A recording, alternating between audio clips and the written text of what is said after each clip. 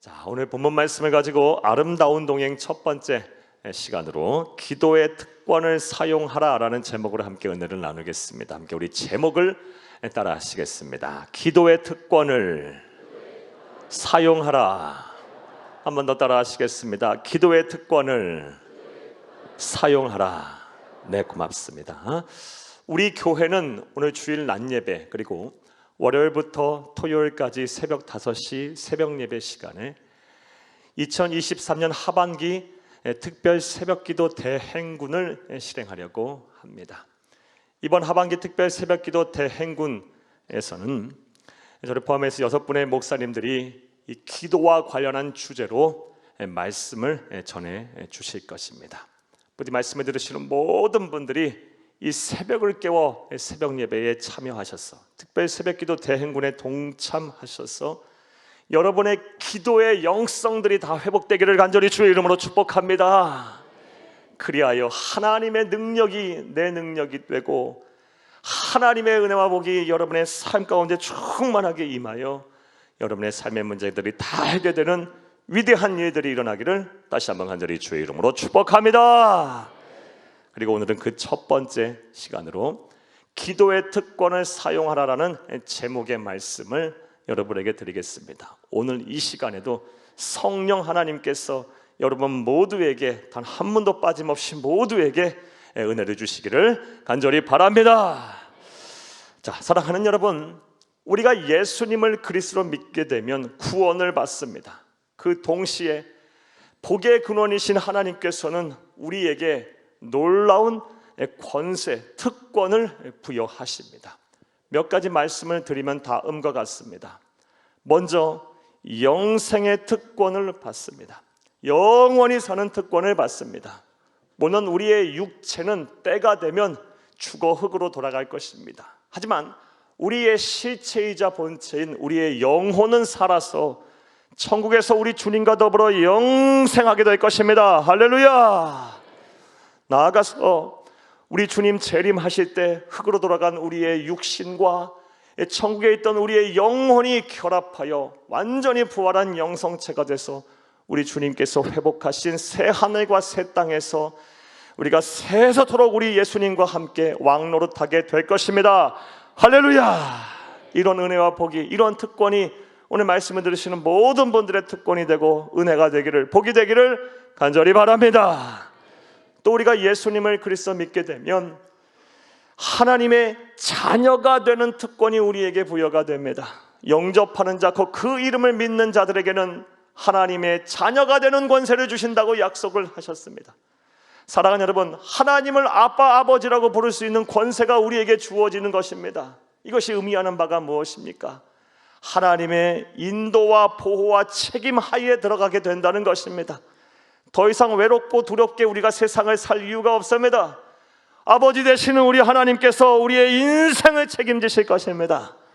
이러한 특권이 말씀을 들으시는 모든 분들에게 또 충만히 임하기를 간절히 주의 이름으로 축복합니다.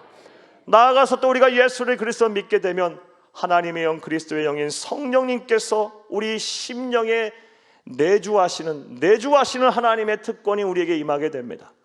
그분이 우리의 심령에 임하셔서 우리가 하나님의 나라가는 그날까지 우리를 지키시고 보호하시고 가르치시고 위로하시며 또 회개케 하시고 또 회복시키시고 우리의 몸과 마음을 또 고쳐주실 것입니다. 이러한 이 회복의 은혜, 이러한 내재하시는 성령 하나님의 은혜가 또 우리 삶 가운데 충만하기를 다시 한번 간절히 주의 이름으로 축복합니다. 무엇보다 사랑하는 여러분, 우리가 예수님을 그리스도 믿어 구원을 받는 그 순간부터 하나님과 우리 사이의 중재자 되시는 예수 그리스도의 이름으로 기도하게 되면 언제 어디서든지 하나님과 대화할 수 있고 의사소통할 수 있는 기도의 특권이 우리에게 부여가 됩니다. 기도의 특권이 놀라운 은혜입니다. 오늘 이 말씀을 여러분에게 드리려고 합니다. 성경을 보게 되면 우리가 예수를 그리스도 믿는 그 순간부터 하나님께서 우리에게 기도의 특권을 주시겠다 약속하신 말씀이 참 많이 나옵니다. 그 가운데 한 말씀을 여러분에게 소개하겠습니다. 베드로전서 3장 18절을 함께 읽겠습니다. 그리스도께서 단번에 죄를 위하여 죽으사 의인으로서 불의한 자를 대신하였으니 이는 우리를 하나님 앞으로 인도하려 하심이라. 육체로는 죽임을 당하시고 영으로는 살리심을 받으셨으니. 아멘. 우리 주 예수님께서 우리의 죄를 대신하여 십자가에서 죽으신 이유는 우리를 하나님 앞으로 인도하시기 위함이랍니다. 우리를 하나님 앞으로 인도하신다는 말씀은 우리를 천국으로 인도하시는 말씀에다가 더해서 우리가 예수 그리스도의 이름으로 기도하면 언제 어디서든지 우리 하나님 아버지를 대면할 수 있다, 대화할 수 있다라는 말씀입니다. 기도의 특권을 우리에게 말씀하신 내용입니다. 사랑하는 여러분, 그러므로 우리가 우리 인생을 사는 동안 우리에게 이 선물해 주신 이 기도의 특권을 잘 사용하고 활용해야 할 것입니다. 그리하여 이 세상 사는 동안 하나님의 능력이 내 능력이 되고 하나님의 힘이 내 힘이 돼서 세상을 온전히 이기며 사는 진정한 그리스도인이 다 되어야 할 것입니다. 할렐루야. 하늘의 신령한 복과 땅의 기름진 복이 내 복이 되기를 간절히 주의 이름으로 축복합니다. 자, 그런데 오늘 본문 말씀을 보게 되면 우리가 예수를 그리스도 믿어 구원을 받게 되면 기도의 특권을 주신다고 했는데, 특별히 우리가 세상을 사는 가운데 반드시 이 기도의 특권을 사용해야 할 때가 있다라고 말씀을 하십니다. 자, 그렇다면 그 때가 언제일까요? 언제 우리는 반드시 이 기도의 특권을 사용해야 할까요? 이 질문에 대한 답을 얻기 위해서 오늘 본문에 대한 배경 설명부터 여러분에게 좀 해드리겠습니다. 사랑하는 여러분, 오늘 본문이 포함된 야고보서는 예수님의 친동생이었던 야고보 사도가 기록한 하나님의 말씀입니다. 야고보 사도는, 사랑하는 여러분, 우리 주 예수님께서 이 세상에 계실 때에는 예수님을 그리스도로 구세주로 믿지 아니하였습니다. 친형으로만 여겼어요. 그냥 존경하고 사랑하는 친형으로만 생각을 했어요. 그러다가 예수님이 부활하시고 그 부활하신 예수님을 만나는 순간부터 그의 신앙관이 달라졌습니다. 그의 믿음이 달라졌어요. 예수님을 구세주로 믿기 시작해야 했습니다. 나아가서 오순절 성령 강림 사건을 통해서 성령 세례를 받은 이후 성령께서 깨닫게 하셔서 예수님이 하나님의 아들이구나, 이 예수님이 온 일을 구원할 메시아구나 라는 이 믿음이 생기게 됐어요. 그때부터 그는 전혀 다른 사람이 됐습니다. 초대교회, 예루살렘 교회의 지도자가 됐어요. 예루살렘 교회는 이 지상에 존재하는 모든 교회의 모교회가 되는 교회예요. 초대교회의 지도자가 됐어요. 오늘날로 말하면 예루살렘 교회 담임 목사님이 되신 거예요. 그리고 1세기 유대 역사가 있던 플라비우스 요세푸스의 기록에 의하면 그는 AD 62년에 대제사장인 안나스에 의하여 돌에 맞아 순교를 했다고 합니다. 자, 그런 야고보 사도가 야고보서를 기록했어요. 자, 그렇다면 야고보서를 기록한 목적이 무엇일까요? 그 목적 또한 분명합니다. 명확합니다. 사랑하는 여러분, 야고보서를 기록할 당시 1세기 초대교회 성도들은 큰 위기에 빠져 있었습니다. 외적으로는 로마 황제의 숭배를 거부한다는 이유로, 또 예수님을 믿는다는 이유로 로마 제국과 유대 율법주의자들에 의해서 말로 표현할 수 없는 박해와 핍박을 당하고 있었어요. 황제 숭배를 거부한다는 이유로, 예수를 믿는다는 이유로 직장 사업장에서 쫓겨나고요, 모든 재산이 몰수되고요, 생명의 위협이 막 위태위태했어요. 그러다 보니 많은 사람들이, 많은 성도들이 믿음을 저버리고 배교하는 일들이 막 일어났습니다. 내적으로는요, 영지주의로 대표되는 이단들이 침투해서 복음을 막 왜곡하는 겁니다. 믿음을 막 변질시켰어요. 이러한 상황, 이러한 위기 속에서 예루살렘 교회의 담임 목사였던 이 야고보 사도는 그들의 변질된 믿음을 회복시킬 필요가 있었습니다. 다시 참 믿음을 강조해야 될 필요가 있었어요. 알게 할 필요가 있었어요. 그래서 야고보 사도는 야고보서를 기록한 것입니다. 그런 이유다 보니 야고보서는 처음부터 끝까지 끊임없이 참 믿음이란 이런 것이다 라는 설명을 계속하고 있어요. 그리고 그 핵심이 무엇이냐? 참 믿음은 행함이 있는 믿음이라는 것입니다. 참 믿음을 가진 사람은 그 믿음에 걸맞는 행동을 한다라는 것입니다. 야고보서 2장 26절을 함께 읽겠습니다. 영혼 없는 몸이 죽은 것 같이 행함이 없는 믿음은 죽은 것이니라. 아멘. 성령의 감동을 받아 깨달은 이 참 믿음의 진리가 무엇이다? 믿음은 그냥 머릿속으로만 생각하고 이 감정적으로만 동의하는 것이 아니라, 그런 것은 당연한 것이고 의지적으로 결단하여 그것이 말과 행동으로 나타나는 것이다. 행함이 있는 믿음이 참된 믿음이다 라고 결론에 이르게 됐습니다. 자, 그런데 이러한 주장은 야고보만의 주장이 아니에요. 사랑하는 여러분, 우리 주 예수님께서 이 세상에 계시는 동안 이미 말씀하신 진리입니다. 마태복음 7장 21절을 함께 읽겠습니다. 나더러 주여 주여 하는 자마다 다 천국에 들어갈 것이 아니요 다만 하늘에 계신 내 아버지의 뜻대로 행하는 자라야 들어가리라. 아멘. 사랑하는 여러분, 우리의 구원은 믿음으로 받습니다. 자, 그런데 그 믿음이 진짜 믿음인지 거짓 믿음인지 참 믿음인지 그렇지 않은지는 그 사람의 행동을 보면 알 수가 있다는 것입니다. 사랑하는 여러분, 부디 여러분 모두가 참된 믿음을 소유하기를 바랍니다. 행함이 있는 믿음을 소유하시기를 간절히 주의 이름으로 축복합니다. 자, 이 야고보 사도는 이렇게 야고보서에서 참된 믿음이 무엇인지를 정의한 이후에 이 참된 믿음에 걸맞는 행동이 또 무엇인지에 대한 설명을 자세하게 하기 시작합니다. 예를 들면요, 특별히 말을 조심하라, 혀를 조심하라고 말합니다. 그리스도인들은 혀를 조심하라는 거예요. 남에게 상처를 주는 말 하지 말고, 거짓된 말 하지 말고, 시기 질투하는 말 하지 말고, 또 분열시키는 말을 하지 말라라는 것입니다. 그게 그리스도인의 참된 믿음의 행위라는 것입니다. 또한 온유하고 겸손해야 한다고 말하고 있습니다. 나아가서 어려움에 빠진 형제들을 외면하지 말랍니다. 또 간음하지 말라라고 또 말하고 있어요. 이외에도 많은 말씀들을 하고 있고요, 특별히 오늘 본문 말씀에서도 그 참된 믿음을 가진 자의 행위 하나를 말하고 있는데, 그것이 무엇이다? 기도하라는 것입니다. 기도하는 자가 참된 믿음을 소유한 자라는 것입니다. 이와 관련 여러분에게 한번 여쭤보겠습니다. 이런 관점에서 여러분에게 여쭤보겠습니다. 사랑하는 여러분, 여러분들은 기도의 사람이십니까? 여러분은 기도하고 계십니까? 혹시 기도의 재단이 무너져 계시지는 않으십니까? 구원받은 자는요, 기도합니다. 구원받은 하나님의 백성은 반드시 기도하는 사람입니다. 참 믿음을 소유하는 사람은 기도의 특권을 사용하는 사람들입니다. 만약 여러분이 그렇지 못하다면 죄송한 말씀이지만 여러분의 구원을 다시 한번 점검해야 합니다. 또 죄송한 말씀이지만 분명 구원의 확신이 있는데 내가 지금 기도하지 않고 있다 한다면 죄송하지만 여러분 믿음이 타락한 거예요. 변질된 거예요.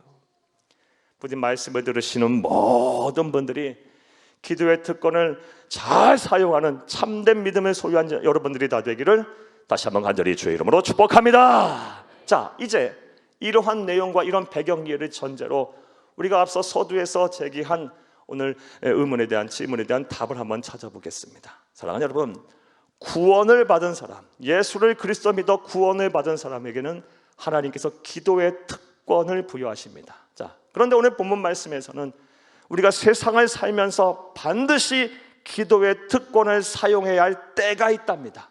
자, 그렇다면 그 때가 언제일까요? 자, 이제부터 따라하시겠습니다. 첫째로, 고난을 당할 때입니다. 하나님의 백성 예수를 그리스도 믿어 구원을 받은 자가 고난을 당할 때, 그때가 언제다? 바로 기도할 때랍니다. 기도의 특권을 사용해야 할 때다라고 오늘 본문에서 우리에게 말씀을 하고 계십니다. 본문 13절을 함께 읽겠습니다.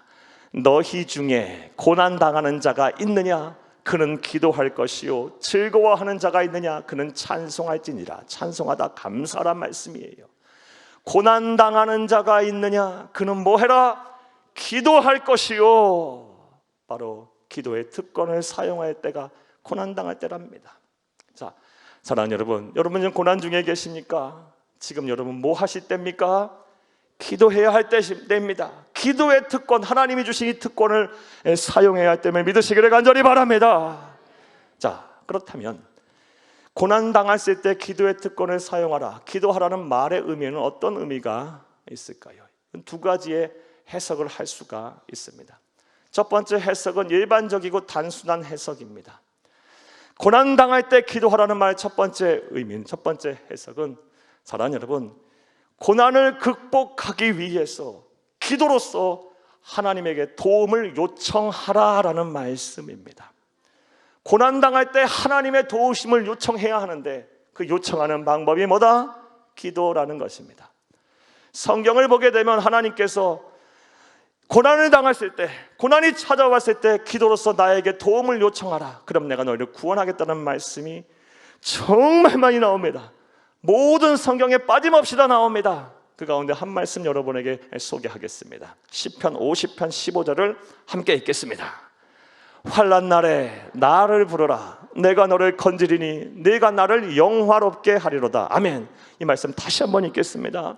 환난 날에 나를 부르라. 내가 너를 건지리니 네가 나를 영화롭게 하리라. 아멘. 환난 날에 고난이 닥쳤을 때, 고난을 당할 때 나를 부르라. 나에게 기도해라. 나에게 도움을 요청하라. 그러면 내가 너를 건지리니 도와주겠다. 너를 구원하리니 네가 나를 영화롭게 하리로다.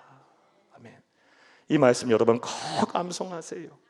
고난 당할 때마다 이 말씀이 여러분의 막 심령에 사무치고 여러분의 귀에 막 쨍쨍하게 울려지기를 간절히 바랍니다. 하나님의 음성으로 들리지기를 바랍니다. 사랑하는 여러분, 여러분에게 한번 다시 한번 여쭙겠어요. 지금 여러분 고난 중에 계십니까? 참고 견디기가 힘드십니까? 답답하여 이러지도 못하고 저러지도 못하고 어쩔 줄 몰라 하고 계십니까? 모든 것이 다 귀찮고 힘이 들고 다 포기하고 싶으십니까? 그렇다면 고난당할 때 나에게 기도하라고 말씀하신, 기도의 특권을 사용하라고 말씀하신 그 하나님의 말씀대로 기도하시기를 바랍니다. 기도하면 반드시 하나님께서 여러분을 도와주실 것입니다. 할렐루야. 또한 고난당할 때 기도하라는 말의 또 다른 해석은 잘 들어보시기 바랍니다. 기도로서 고난 속에 깃들여 있는 하나님의 뜻과 계획을 찾으라, 발견하라라는 것입니다. 사랑하는 여러분, 이러한 해석을 가능한 근거는 우리 하나님께서는 종종 우리를 성장시키고 또 우리에게 유익을 주기 위해서 이 고난이라는 것을 도구로 사용하시기 때문입니다. 한번 예를 한번 들어보겠습니다. 하나님께서는 종종 우리가 우리의 죄를 범했을 때 그것을 깨닫고 다시금 하나님 앞에 회개하고 돌아오게 하기 위해서 우리에게 고난을 주십니다. 우리 이와 관련한 말씀을 보겠습니다. 시편 119편 67절을 함께 읽겠습니다. 고난당하기 전에는 내가 그릇 행하였더니 이제는 주의 말씀을 지키나이다. 아멘. 이 말씀 한마디로 말해서 시편 기자는 말하고 있어요. 고난당하기 전엔 내가 죄인인지 몰랐다는 겁니다. 고난을 당하고 보니 내가 하나님의 말씀에 불순종하였던 죄인이었구나. 그것을 깨닫고 고난당한 이후부터는 내가 하나님의 말씀을 지키는 참된 믿음의 사람이 됐다라는 것입니다. 사랑하는 여러분, 이와 같이 하나님은 종종 우리가 우리의 죄를 깨닫고 회개하고 하나님 앞에 돌아오게 하기 위해서 고난이라는 것을 주세요. 이러한 하나님의 역사, 하나님의 사역을 20세기 최고의 기독교 변증가라고 이런 일컬음을 받는 C.S. 루이스가 그의 책 고통의 문제에서 참 재미있게 표현을 해서 여러분에게 조금만 소개해드리겠습니다. 읽어드릴게요. 사람에 따라서 무서운 일이 일어나기 전에는 하나님께 귀를 기울이지 않는 습성들이 있다. 그러므로 고통이라는 것은 귀머거리에게 알아듣도록 하는 하나님의 확성기이다. 이 말 무슨 얘기입니까? 하나님께서 잠잠하게 아주 자비로운 음성으로 말씀을 하시면 사람들이 얼마나 어리석고 무지한지 죄를 깨닫지 않는답니다. 못한답니다. 그래서 하나님은 정신 차리도록 고난이라는 것을 막 주시면서 그것을 고난을 확성기로 삼아서 너희 죄를 깨달아라 라고 말씀하신다는 것입니다.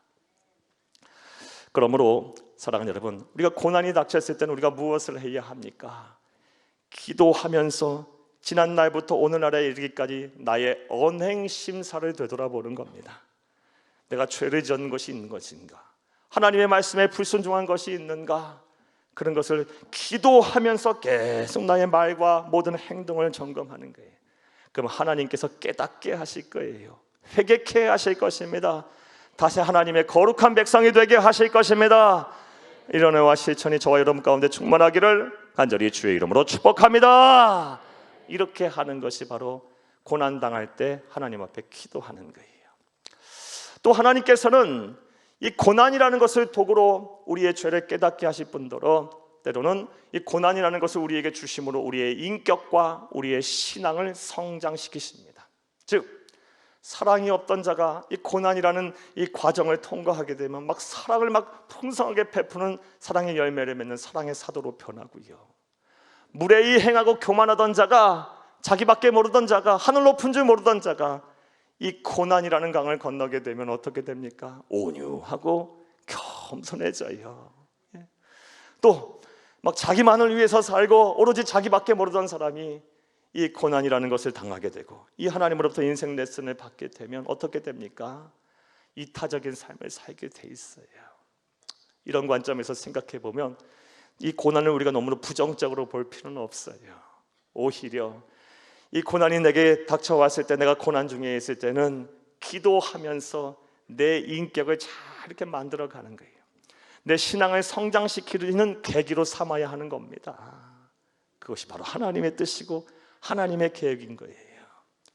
사랑하는 여러분, 부디 여러분 가운데 이러한 은혜와 실천이 가득하기를 간절히 바랍니다. 그리하면 고난이 더 이상 우리에게 고통이 아닐 겁니다. 고난이 오히려 우리에게 기쁨이 될 것이고 우리에게 축복이 될 것이며 우리에게 영광이 될 것입니다. 할렐루야. 자, 사랑하는 여러분, 오늘 본문에서 기도의 특권을 가진 우리들 반드시 기도의 특권을 사용할 때 첫 번째 말씀하고 계세요. 어느 때 기도의 특권을 사용하라 말씀하십니까? 고난당할 때 기도하라. 고난당했을 때는 반드시 기도의 특권을 사용하라고 말씀하십니다. 저와 여러분이 오늘 들어야 될 하나님의 음성임을 믿으시기를 간절히 주의 이름으로 축복합니다. 또 두 번째로 오늘 본문 말씀에서 하나님께서는 언제 이 기도의 특권을 반드시 사용해야 한다고 말씀하실까요? 따라 하시겠습니다. 둘째로 병들었을 때입니다. 병들었을 때는 주저하지 말고 다른 만사 다 제쳐놓고 너희의 기도의 특권을 사용하라고 말씀하고 계세요. 사랑하는 여러분, 사람이 이 마음과 생각이 가장 힘들 때가 언제일까요? 다시 표현하면 마음과 생각이 가장 무너질 때가 언제일까요? 바로 건강을 잃을 때예요. 돈과 재물을 잃을 때는 다시 벌면 되고 다시 소유하면 되고 또 다시 소유할 기회도 있어요. 하지만 건강을 잃는 순간 모든 것을 잃어버리는 것이기에 이 건강을 잃는 순간부터 마음과 생각이 막 무너져요. 하나님께서는 이것을 너무 잘하셨기 때문에 병들었을 때 반드시 기도하라는 말씀을 참 많이 성경에서는 하고 있어요. 자, 그런데 오늘 본문 말씀을 보게 되면 병들었을 때 기도의 특권을 사용하라고 말씀하시면서 우리에게 특별한 기도를 주문하고 계십니다. 자, 그 말씀을 보겠습니다. 본문 14절을 함께 읽겠습니다. 너희 중에 병든 자가 있느냐? 그는 교회의 장로들을 청할 것이요 그들은 주의 이름으로 기름을 바르며 그를 위하여 기도할지니라. 아멘. 너희 중에 병든 자가 있느냐? 그는 교회의 장로들을 청하여 기도하라 말씀하고 계세요. 그러니까 병이 들었을 때는 혼자서 기도하지 말고 좀 체면 좀 내려놓고 어떻게 하라는 겁니까? 교회에 청하랍니다. 장로들에게 청하랍니다. 여기서 말하는 장로는요, 오늘날 교회 지도자들을 말해요. 목회자들을 말하고 우리 장로님들, 우리 안수 집사님들, 권사님들 같은 평신도 대표들, 지도자들을 말해요. 성숙한 그리스도인들을 말해요. 그들과 함께 합심하여 중보하면서 기도하라는 것입니다. 사랑하는 여러분, 지금 여러분 병이 드셨습니까? 병 중에 계십니까? 몸이 아프고 마음과 생각이 아프십니까? 편찮으십니까? 그렇다면 교회와 함께 합심하여 기도하시는 여러분들이 다 되기를 간절히 주의 이름으로 축복합니다. 이것이 성경에서 말하는 이 병들었을 때 기도의 특권을 사용하는 방법입니다. 자, 이렇게 야고보 사도는 병들었을 때 교회에 알려서 교회와 지도자들과 합심하여 기도하라고 말한 이후에 그때 주의해야 할, 병들었을 때 기도해야 할 때 주의해야 할 주의사항까지 오늘 본문 말씀을 통해서 계속 말씀을 하고 있습니다. 자, 그렇다면 병들었을 때 기도해야 할 텐데, 그 기도의 특권을 사용해야 할 텐데 그때 무엇을 주의해야 할까요? 먼저 기도와 더불어서 반드시 의학적인 치료를 병행하라라고 권면을 하고 있습니다. 본문 14절을 다시 한번 읽겠습니다. 너희 중에 병든 자가 있느냐? 그는 교회의 장로들을 청할 것이요 그들은 주의 이름으로 기름을 바르며 그를 위하여 기도할지니라. 아멘. 사랑하는 여러분, 여기서 기름을 바른다는 말은요, 당시 기름은 약이었어요. 의학적 치료를 병행하라는 말씀이에요. 기도만 하지 말고 의학적 치료도 병행하라는 것입니다. 사랑하는 여러분, 그런데 안타깝게도 종종 믿음이 있다라고 하는 성도님들 보게 되면요, 모든 의학적 치료 다 거부하고 난 무조건 기도만 하면 돼 라고 말씀하시는 분, 그렇게 믿으시는 분들 계세요. 언뜻 보면 대단한 믿음인 것 같아요. 사랑하는 여러분, 그러나 하나님은 분명히 우리에게 말씀하고 계세요. 기도와 더불어 의학적 치료도 병행하라 말씀하고 계세요. 사랑하는 여러분, 우리 그리스도인들이 의학과 과학을 이 신앙이라는 것과 이 대립각을 세우는 경향이 있어요. 의학과 과학도 하나님이 우리에게 주신 선물이에요. 물론 그것만을 맹신해서도 안 돼요. 모든 이 생명의 주인과 치료의 주관자는 하나님이십니다. 아무리 대단한 약을 쓰고 대단한 의술을 받아도 하나님께서 그 생명 연장을 허락하시지 아니하시면, 고치지 않으시겠다 말씀하시면 끝나는 거예요. 감기만 걸려도 죽어요. 하지만 죽을 병에 걸렸다 할지라도, 대책이 없고 방법이 없다 할지라도 하나님께서 살리시겠다고 말씀하시고 약속하시고 그렇게 결심하시는 순간 그 병에서 낫는 겁니다. 그러므로 우리는 반드시 기도를 해야 돼. 내 병이 낫기를 기도해야 합니다. 교회와 함께 합심하여 기도해야 합니다. 더불어서 말씀하신 대로 우리 인류에게 주신 선물인 의학과 과학적인 치료도 병행해야 합니다. 이것이 바로 병을 치료하는 성경적인 바른 신앙관임을 믿으시기를 간절히 주의 이름으로 축복합니다. 또 병들었을 때 기도의 특권을 사용하라라고 말씀하시면서 주의사항을 오늘 본문 말씀에서 또 말씀하시는데, 어떤 주의사항을 더불어 말씀하실까요? 사랑하는 여러분, 또 다른 주의사항은 병을 낫기 위해서 기도하되, 우리의 기도의 최종적인 목적이 병을 낫는 데서 그치는 것이 아니라 우리의 영혼이 구원받는 데까지 이르러야 한다라는 것입니다. 오늘 본문 15, 16절을 함께 읽겠습니다. 믿음의 기도는 병든 자를 구원하리니 주께서 그를 일으키시리라. 혹시 죄를 범하였을지라도 사하심을 받으리라. 그러므로 너희 죄를 서로 고백하며 병이 낫기를 위하여 서로 기도하라. 의인의 간구는 역사하는 힘이 큼이니라. 아멘. 사랑하는 여러분, 믿음의 기도를 하라라고 말씀하고 계세요. 교회와 합심하여 기도하라고 말씀하고 계세요. 그러면서 15, 16절, 특별히 16절 말씀을 보게 되면 기도하는 그 내용의 순서를 말씀하고 계세요. 무슨 순서로 기도하라고 말씀하고 계십니까? 너희 죄를 서로 고백하며 먼저 회개하며 영혼 구원을 위해서 기도하라고 말씀하신 이후에 병이 낫기를 위하여 서로 기도하라고 말씀하고 계세요. 이러한 순서로 하나님께서 기도 내용을 말씀하신 것을 통해서 하나님의 관심이 어디에 집중되어 있는지 우리는 잘 알 수가 있습니다. 하나님은 우리의 병이 낫기를 원하시는 분이십니다. 하나님은 치료하시는 여호와라고 말씀하셨습니다. 하지만 더 중요하게 생각하시는 하나님의 관심은 우리의 영혼이 건강하고 우리의 영혼이 구원을 받는 것입니다. 사랑하는 여러분, 따라서 지금 여러분의 병으로 몸과 마음이 힘드시고 어려우시다면 그 병을 낫기 위해서 기도하되 무엇보다 여러분의 영혼이 건강하고 여러분의 영혼이 안전하며 여러분의 영혼이 구원받기를 위해 합심하여 기도하시기를 간절히 주의 이름으로 부탁합니다. 이거 생각해보면 너무나 당연한 거예요. 사랑하는 여러분, 우리의 몸이 건강하고 우리의 병에서 우리가 질병에서 고침을 받는다고 해서 한들, 사랑하는 여러분, 우리의 영혼이 건강하지 못하고 우리의 영혼이 사망에 이르렀다면 무슨 소용이 있겠어요? 사람이 1000년을 삽니까? 10,000년을 삽니까? 아니, 1000년 만년을 살아도 유한한 거예요. 사랑하는 여러분, 그 이후에 영원한 사망에 이르러서 지옥 형벌을 받고 말로 표현할 수 없는 고통을 영원토록 당한다면 잠시 잠깐 내 몸 건강하고 내 몸 난 것이 무슨 의미가 있고 무슨 소용이 있겠습니까? 하나님이 가장 원하시는 건강은 우리의 영혼의 건강이고 구원은 영혼의 구원이에요. 병 들으셨어요? 병이 낫기를 위해서 간절히 간구하세요. 교회와 합심하여 기도하세요. 하지만 여러분의 기도에 대해 궁극적인 목적은 여러분의 영혼 건강, 영혼 구원에 있음을 믿으시기를 다시 한번 간절히 주의 이름으로 축복합니다. 자, 이제 말씀을 맺겠습니다. 사랑하는 여러분, 우리가 예수를 그리스도 믿어 구원을 받게 되는 그 순간부터 기도의 특권이 우리 하나님으로부터 부여됩니다. 예수 그리스도의 이름으로 기도하게 되면 언제 어디서든지 하나님을 만날 수 있습니다. 하나님과 대화할 수 있습니다.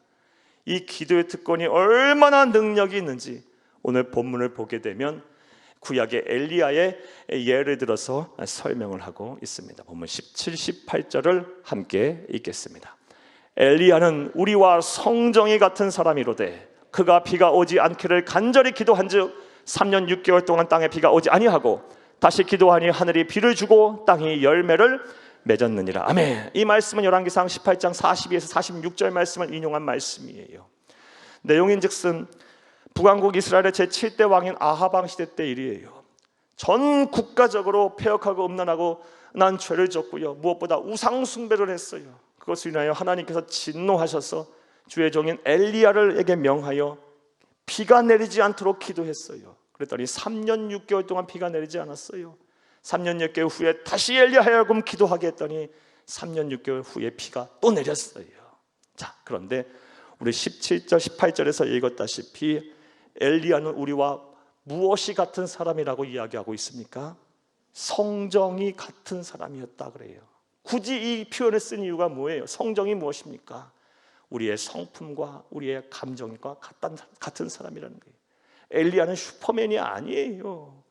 우리와 같이 성품이 똑같아요. 쉽게 낙심하고 쉽게 포기하고 쉽게 좌절하고 쉽게 의심하고요, 감정 쉽게 상처받고요, 쉽게 막 절망하고요, 쉽게 막 그냥 다 포기하고 싶고, 우리하고 똑같은 성정의 사람이었는데 기도의 특권을 사용하니 그 기도의 특권이 얼마나 능력이 있는지, 그가 기도하니 3년 6개월 동안 비가 내리지 않았고 다시 그가 기도하니 3년 6개월에 비가 내려서 모든 만물이 솟게 됐다는 말씀이에요. 기도의 특권에 얼마나 큰 능력이 있는지를 말씀하시는 내용이에요.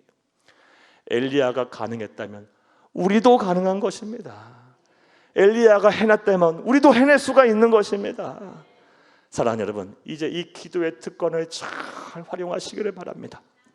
특별히 고난을 당했을 때, 병이 들었을 때 이 기도의 특권을 사용하셔서 이 세상 사는 동안 하나님의 능력이 내 능력이 되고 하나님의 힘이 내 힘이 되며 하나님의 복이 내 복이 되기를 간절히 주의 이름으로 축복합니다. 이 세상 사는 동안 하나님이 우리에게 주시고자 약속하신 하늘의 신령한 복과 땅의 기름진 복이 내 것이 되고 사사후 주의 나라에서 주님과 더불어 영생 복락을 누리시는 귀하고 복된 성도님 다 되시기를 간절히 주의 이름으로 축복합니다. 축복합니다. 축복합니다.